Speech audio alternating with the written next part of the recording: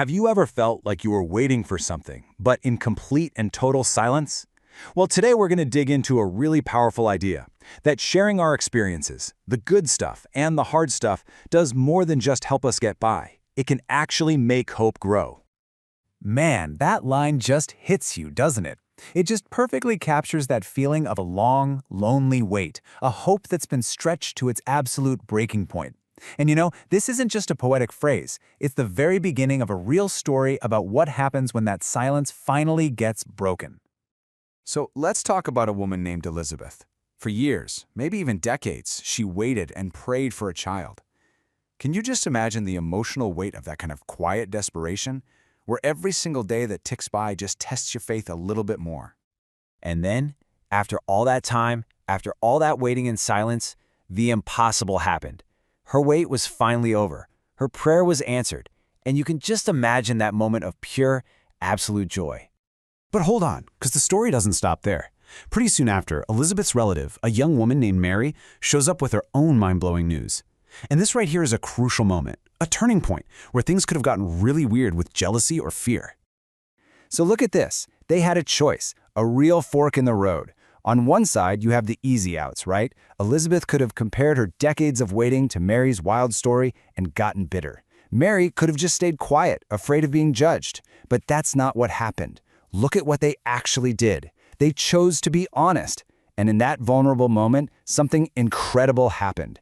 Joy recognized joy, and faith recognized faith. And here's the payoff for that choice. Because they picked honesty over fear. Their hope didn't just hang on by a thread, it actually grew. It got bigger, stronger, just by being shared with someone who got it. This one little interaction shows us something so much bigger. This is more than just a nice story about two women. It's basically a blueprint for why community is so important.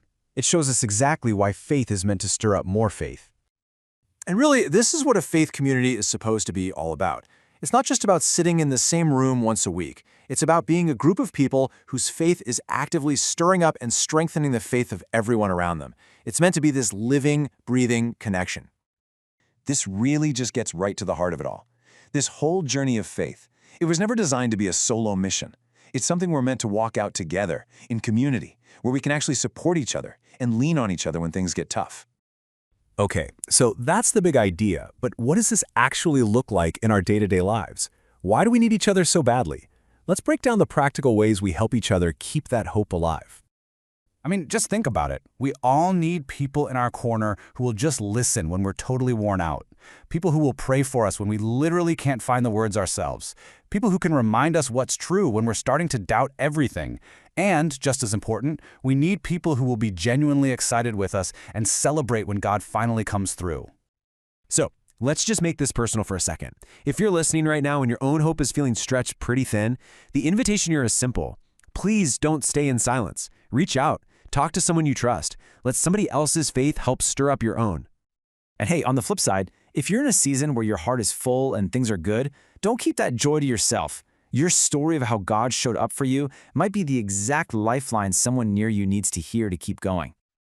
Okay, so this brings us to the end, and it's really a personal invitation. This is all about taking this idea of shared hope and actually putting it into practice in our own lives. If you remember one thing from all this, let it be this. Hope is not like a pie, where if you give a slice away, you have less for yourself. It's the total opposite. It's more like a flame. When you use it to light another candle, the world just gets brighter. It multiplies. It grows when we share it. So I want to leave you with a question to just kind of chew on. And be honest with yourself. When was the last time you were truly honest with someone about what's going on in your life? I'm not talking about the highlight reel. I mean all of it, the good and the hard stuff. So here it is. Here's the challenge for this week. Who is one person you could invite into that honest conversation?